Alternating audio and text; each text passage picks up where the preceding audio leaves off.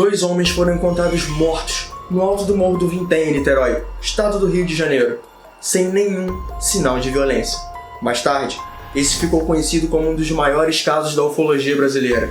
Hoje, nós vamos voltar em 1966, mais precisamente em um sábado de 20 de agosto, e refazer os passos desses dois homens até sua fatídica morte. Vem com a gente, no Misteriologia.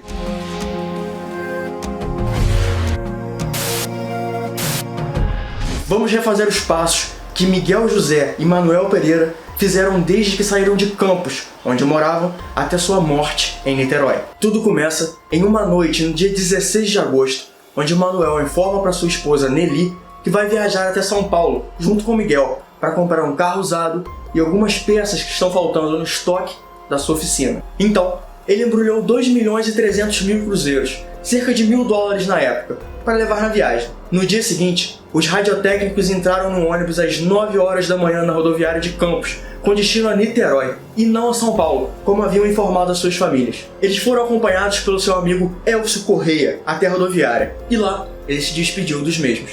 E às 2h30 da tarde, eles chegaram na estação de Niterói. Desse horário, até o momento de sua morte, a polícia descobriu que Manuel e Miguel foram até uma loja de roupas comprarem capas de chuva.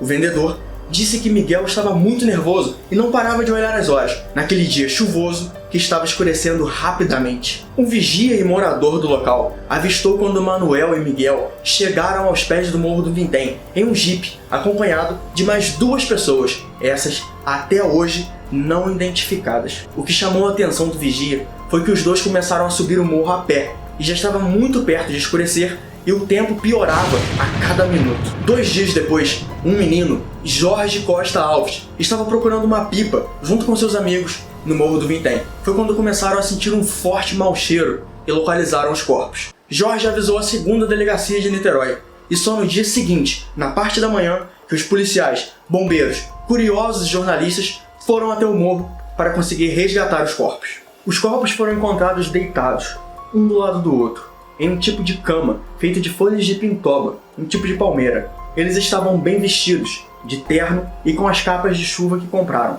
Além disso, seus relógios foram retirados de seus pulsos e estavam alocados em seus bolsos. Os corpos já estavam em avançado estado de putrefação, e ao seu lado foi encontrado diversos itens interessantes. Ao lado dos corpos foi encontrada uma garrafa de água mineral magnesiana e uma folha de papel laminado que teria sido usado como copo. Também haviam 2 toalhas e um lenço com as iniciais M e A. Mas o que mais chamou a atenção das autoridades foram 2 máscaras de chumbo, além de um pequeno papel com algumas equações de eletrônica. Junto com tudo isso, foi encontrado um bilhete com a seguinte escrita: às 16h30, estar no local determinado. Às 18h30, ingerir cápsula. Após efeito, proteger metais, aguardar sinal e máscara. Agora, com os fatos em mãos, a polícia começou a investigação.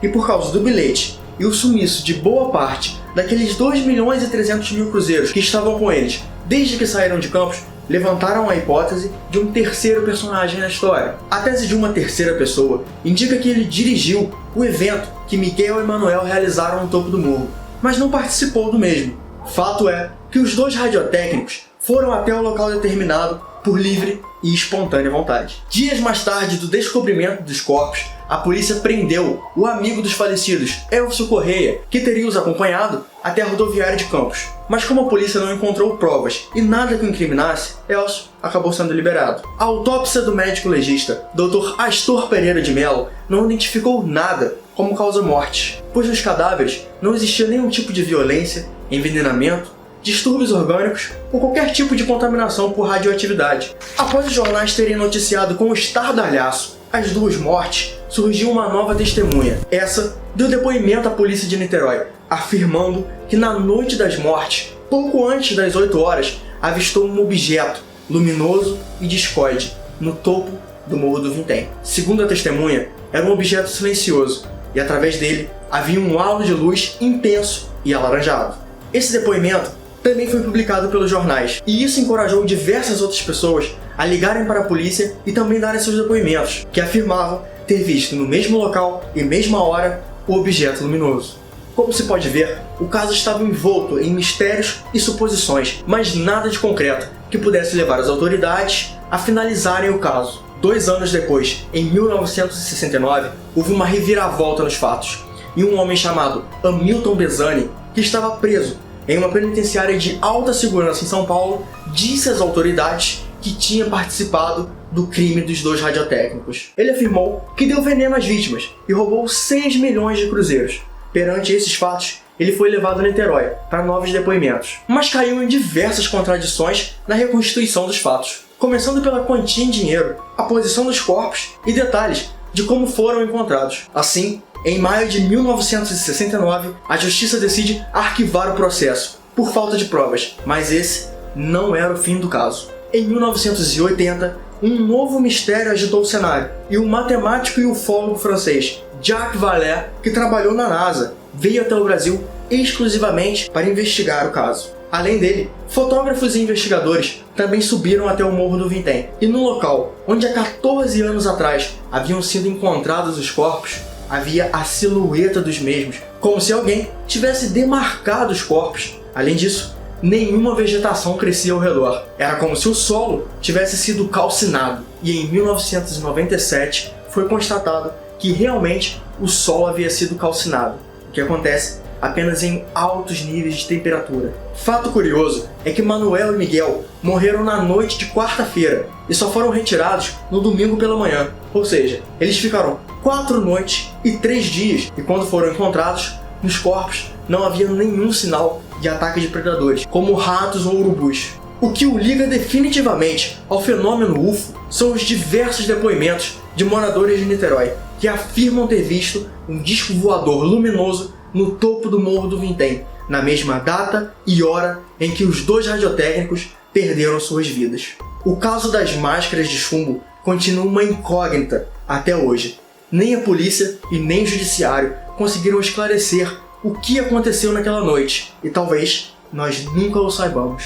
Após todo esse tempo de investigações, suposições, testemunhos e até a exumação dos cadáveres, continuamos sem saber de fato o que aconteceu com Miguel e Manuel naquela fatídica noite. Basta agora esperar por novas evidências para que possamos fechar o caso de um dos maiores mistérios da ufologia brasileira. E você, vai esperar por novas evidências ou teria coragem para ajudar a encontrá-las? Não esquece de se inscrever no canal para não perder os próximos vídeos. Você sabe que ainda existem muitos mistérios e todos eles vão estar aqui no Misteriologia.